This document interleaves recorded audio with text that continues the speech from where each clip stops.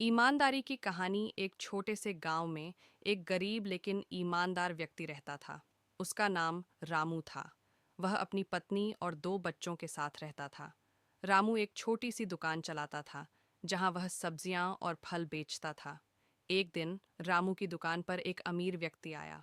उसने रामू से कहा कि वह उसकी दुकान से कुछ सब्जियां खरीदना चाहता है, लेकिन उसके पास पैसे नहीं हैं। उसने रामू से कहा कि वह उसे बाद में पैसे देगा। रामू ने उस व्यक्ति को सब्जियां दे दीं, लेकिन उसने कभी पैसे नहीं दिए। रामू ने उस व्यक्ति को कई बार याद दिलाया, लेकिन उसने कभी जवाब नहीं दिया। कुछ दिनों बाद उस अमीर व्यक्ति का बेटा रामू की दुकान पर आया।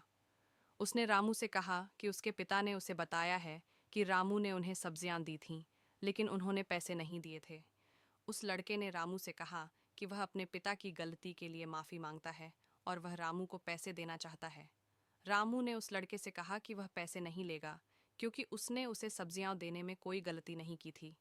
उस लड़के ने रामू से कहा कि वह उसकी ईमानदारी से बहुत प्रभावित हुआ है और वह उसका सम्मान करता है। रामू ने उस लड़के से कहा कि वह उसका धन्यवाद स्वीकार करता है और वह हमेशा ईमानदार रहेगा।